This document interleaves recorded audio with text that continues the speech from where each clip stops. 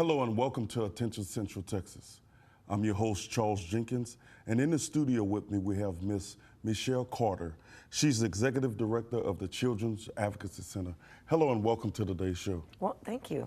Glad to be here. Yes, ma'am. Michelle, let's just jump right into the questions. Tell us a little bit about April and just share some information about child abuse in our community. Sure. Well, April is Child Abuse Prevention and Awareness Month, and so it's a big month for us to get out there and let people know about the problem that we have. Statistically, 1 in 4 girls and 1 in 6 boys will be sexually abused by their 18th birthday.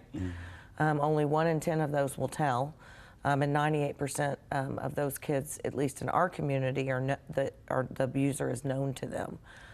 So this kind of idea that these are strangers, stranger danger, people know these children and are able to build trust with them and create an atmosphere where they can abuse them.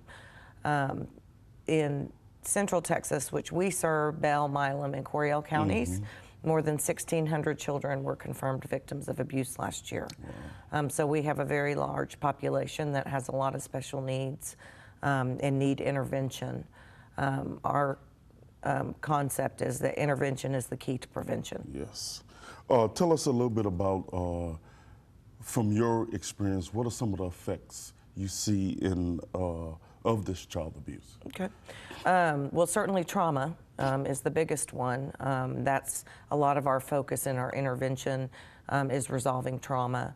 There's a big study called Adverse Childhood Experiences that talks about, on a bigger scale, the long-term effects of child abuse when children don't get proper intervention to get restored.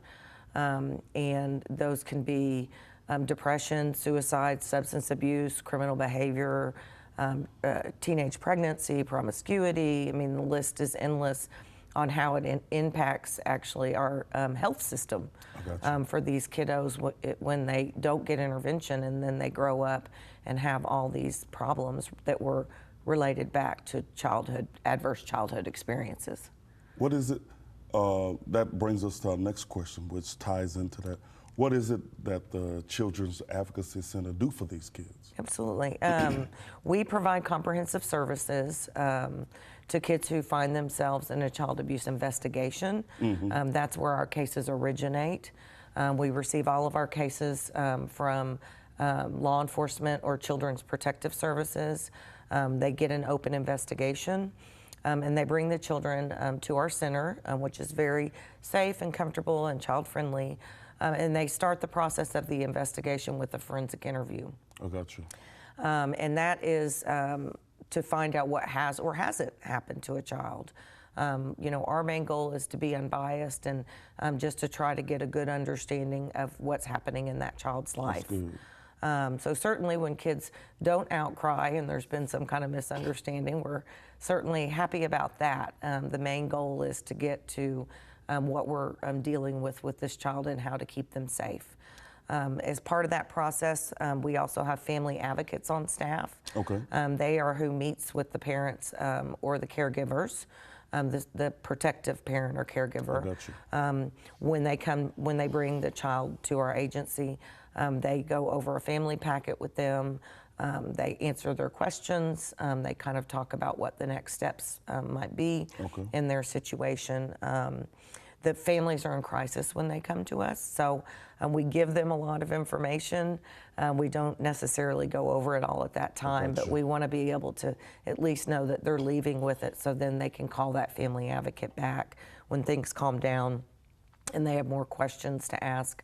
Our family advocates go over crime victims compensation with them, all kinds of resources that family may need. Every family is unique, and they all have different needs. They also talk about counseling and the importance of counseling for both the parents and for the child. That's good. Who are some of your community partners in that area? We have MOUs with all the law enforcement, prosecutor's office, county attorney's office, CPS, Department of Family Protective Services, McLean Children's Hospital, their forensics program.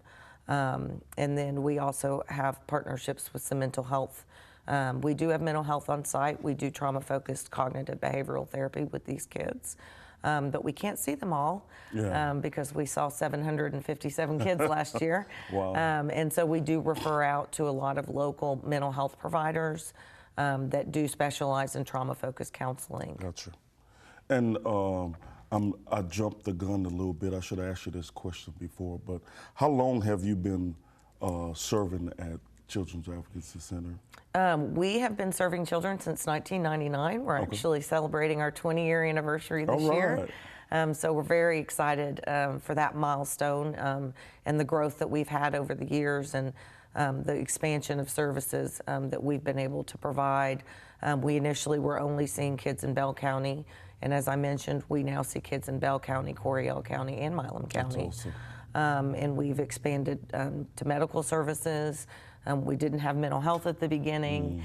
So the road has been a great road for us to be able to make a difference in these children's lives. Providing them with restoration is the key goal at the end. But we see that there's 3 pillars to that, and that's safety, justice, and healing. So we have our Children's Protective Services, which is responsible for the safety. We have our law enforcement and our prosecutors, which are responsible for the justice piece, and we're responsible for the healing, as well as coordinating all those moving parts so that we get good case outcomes and also get restoration for these children. You mentioned our partners. The core kind of essence of our model is a multidisciplinary approach. And so we are kind of the cog of the wheel in helping all of our partner agencies identify these situations and coordinate these cases so these children can get their needs met. We're actually mandated through the Texas Family Code to help our partners coordinate these cases. So. And how long have you been with Children's I have been there 20 years. All right. Since the beginning. That's awesome. I took a little hiatus when I had my baby, who is now graduating from high school, but have been there since the start. So it's been And you good mentioned experience. that it was your 20-year reunion.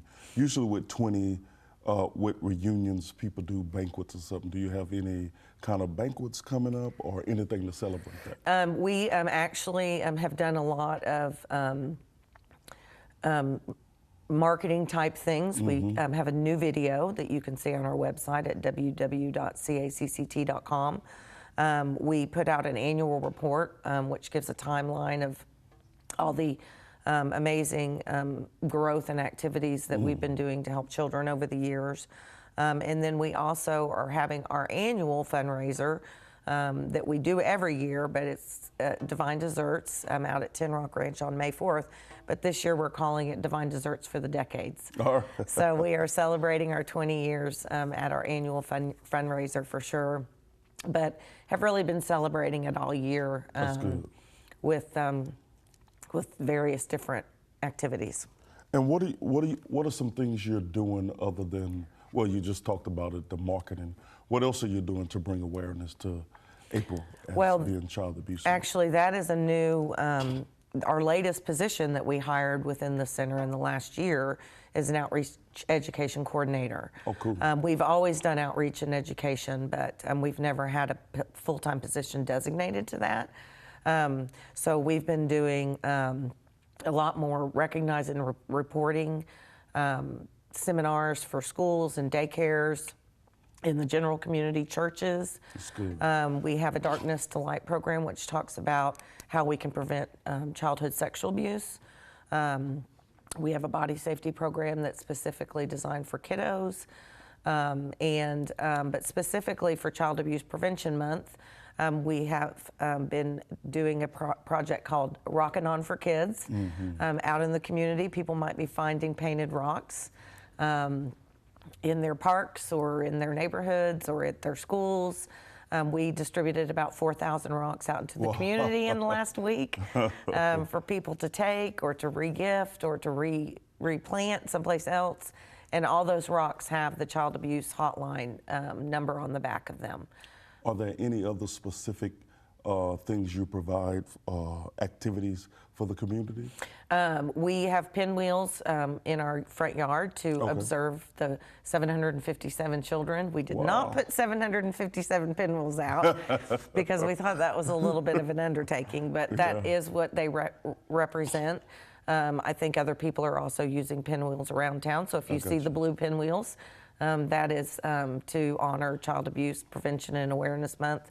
And then we've been just doing a lot of stuff on social media, educating the community on child abuse, on the issue, on the effects, on the signs and symptoms, and those types of things, because the biggest part of intervention is that we stand up and report abuse when we suspect it. That's good. A lot of people don't understand. You don't have to know it's happening. You just have to suspect it to be able to report it. And how's it been for you being a part of such a multidisciplinary team with the community support? Is it there? Oh, it's amazing. That's probably the biggest benefit that I have versus being here in the beginning and being here now. Because in 1999, people didn't want to talk about child abuse. You know, it's still a difficult subject to talk about, specifically sexual abuse. It takes a lot of courage to really accept and understand that these things actually do happen to children. But we have seen our numbers rise and rise and rise over the years, and I really do believe it's not because there's more child abuse, it's because people have become more aware and they're reporting. And we've also put some mechanisms in place to ensure that we see the kids we need to be seeing. Our criteria is sexual abuse, severe physical abuse, and witness to violent crime. And that witness to violent crime is, we've had multiple cases where children saw their parent get murdered or their mother severely injured due to domestic violence. And so we talk to those kids as witnesses. And that's important because they have trauma. Even though they may not have been harmed, they have trauma as well.